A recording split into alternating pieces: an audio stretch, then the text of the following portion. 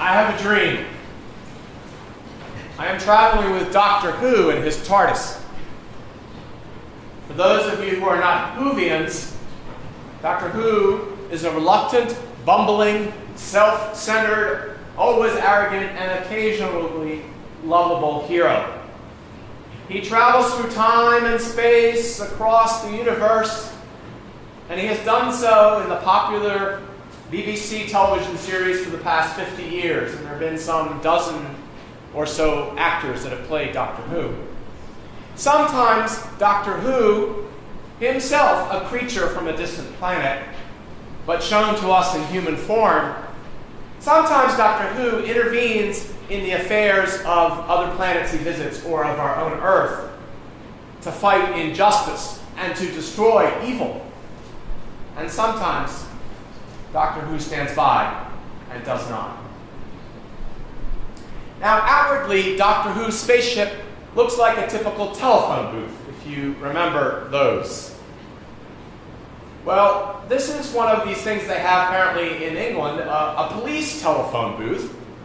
So maybe it's a little larger than our average telephone booths, and it could fit a few people. At least that's what it looks like from the outside. However, once you enter into this telephone booth, you enter into a fully decked out spaceship, resembling, say, the Starship Enterprise.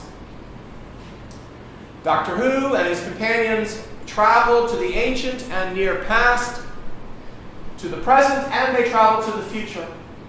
And everywhere he goes, Doctor Who and his traveling companions on the TARDIS encounter villains and warriors and tyrants, creatures from every planet in our infinite universe and our own Earth.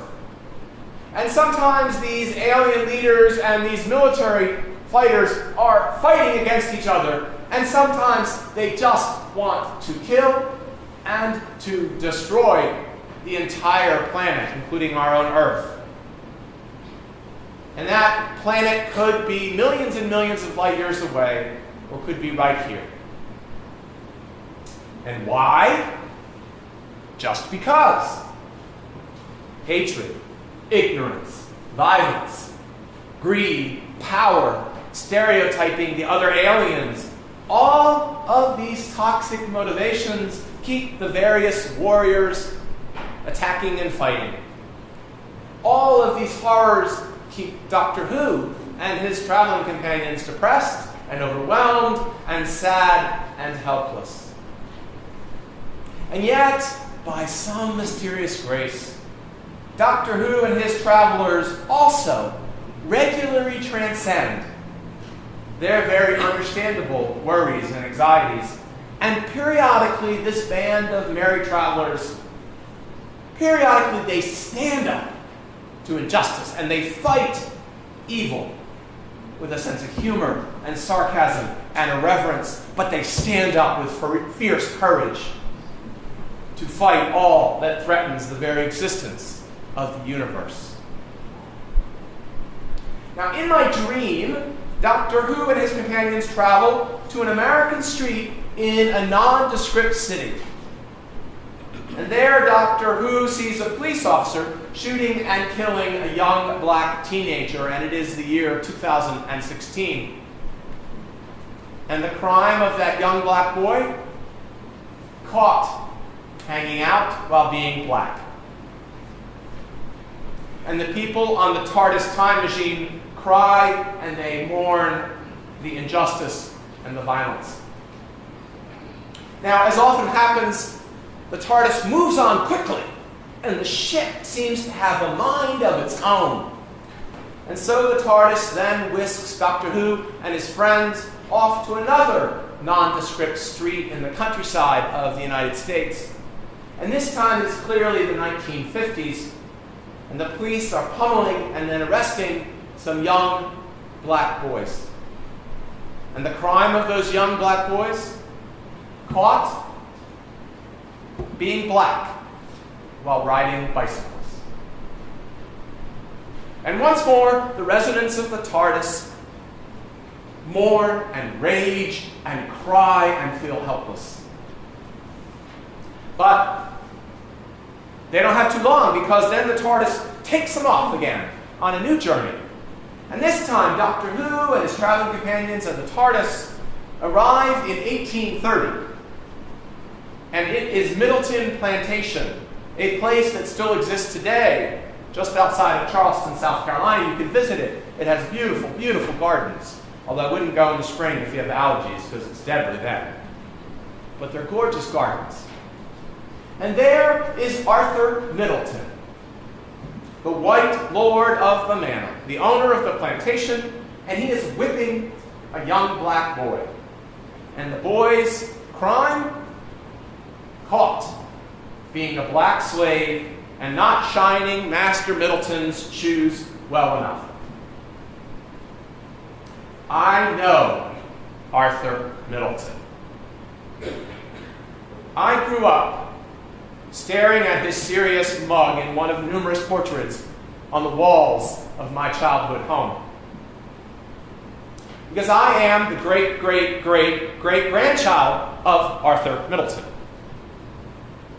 a man who owned 1,000 African-American slaves. I look like a physical copy of Arthur Middleton, and my son even looks more like a copy of Arthur Middleton. The genes run very strong on that side of our family. And so I drift off to sleep again, and the TARDIS continues on a new journey. And this time we land in the little, irrelevant country called Hungary, in Eastern Europe, Hungary.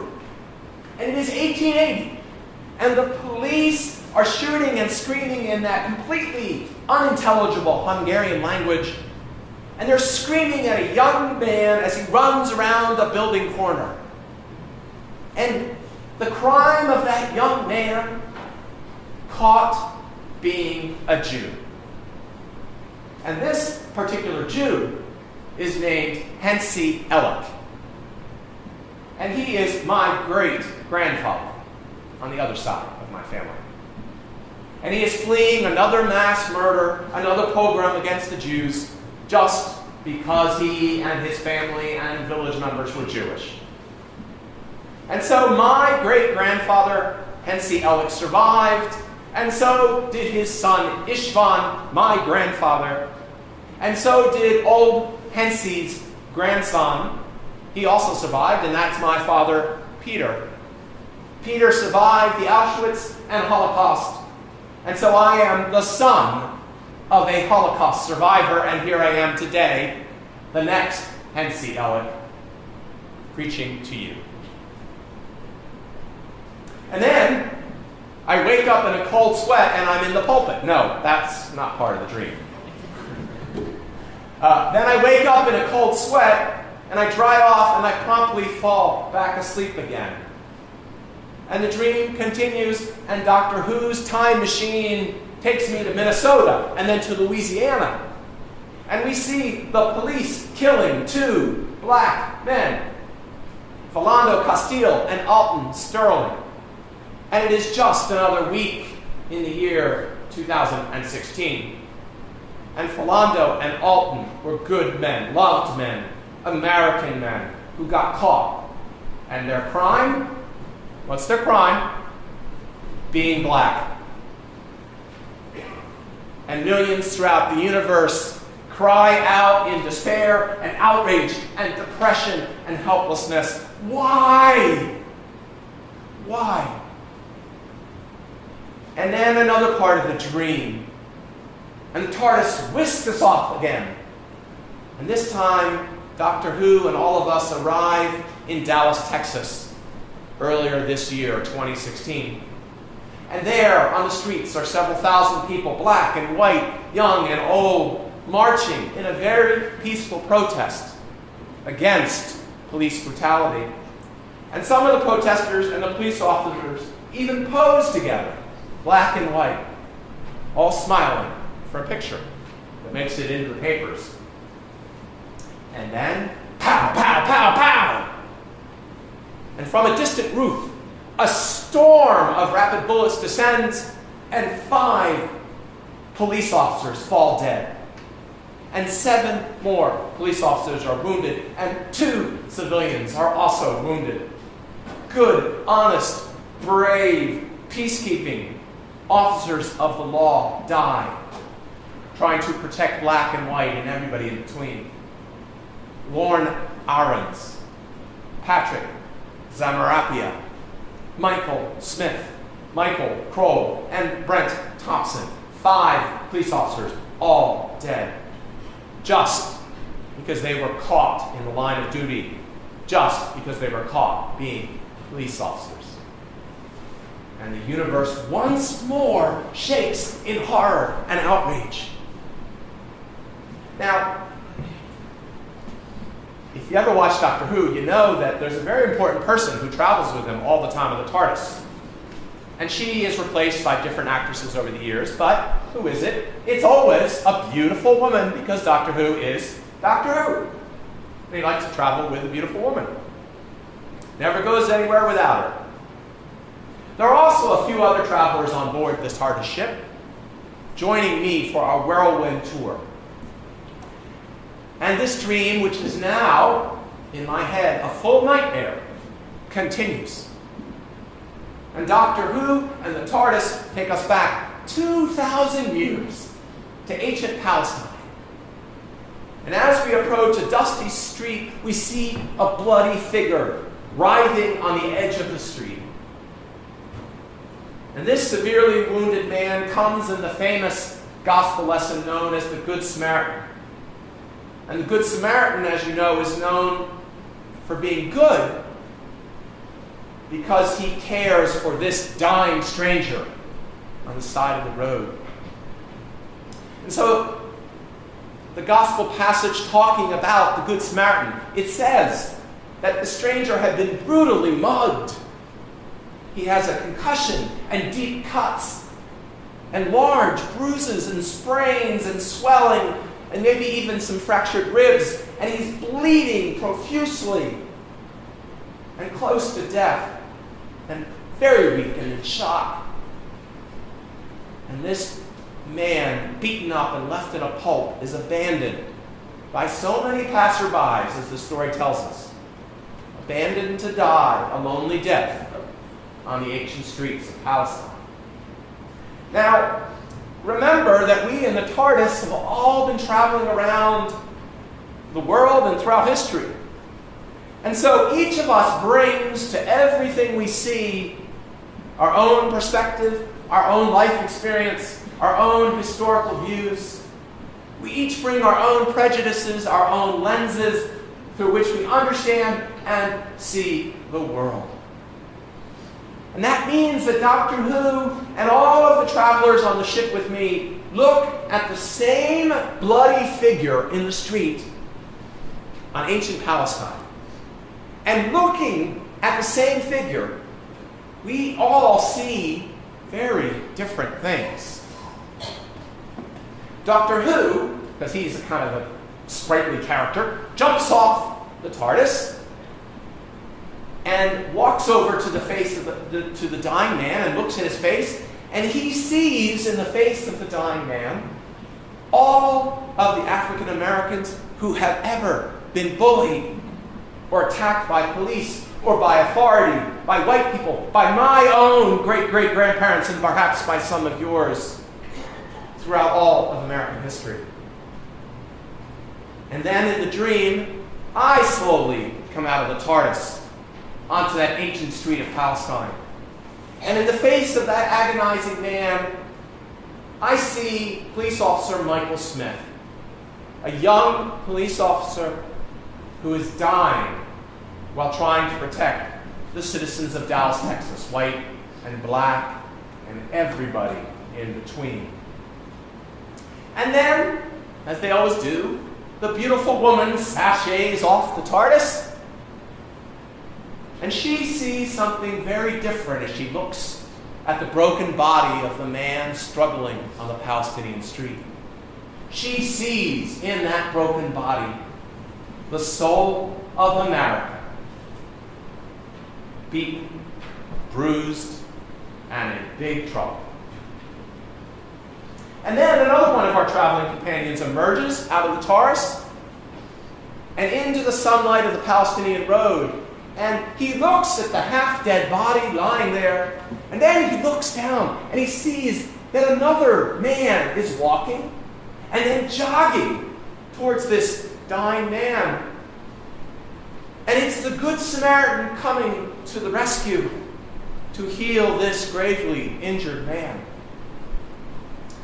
And finally, our last traveling companion gets out of the TARDIS spaceship. And she steps out into the road of ancient Palestine 2,000 years ago. And she does not see suffering black people. She does not see suffering police officers in the face of that wounded man. She does not see suffering America or our suffering world in his battered body. In fact, she doesn't see the wounded man or the Good Samaritan or any misery or suffering. For she has come on the TARDIS to see the good and the hopeful and the beautiful. Wow, she says, look, we are in ancient Palestine. Who knows what we're going to see? Maybe we'll get to see a Roman cohort of soldiers walking by. Wouldn't that be cool? Or maybe we'll get to see Jesus. Our final TARDIS companion is determined to only feel, to only see, to only hear, to only experience. She is determined to only know peace and joy. She has got enough troubles without worrying about things out there that might upset her or give her nightmares. If you were traveling on the TARDIS with us, and you came back with us 2,000 years to ancient Palestine, what would you see? If you were on the TARDIS traveling with us to America today and around the world today, what would you see? And now, standing as you're able, and turning to page 671 of your hymnals, we're going to sing a cappella, Amazing Grace. Deke, will you join me?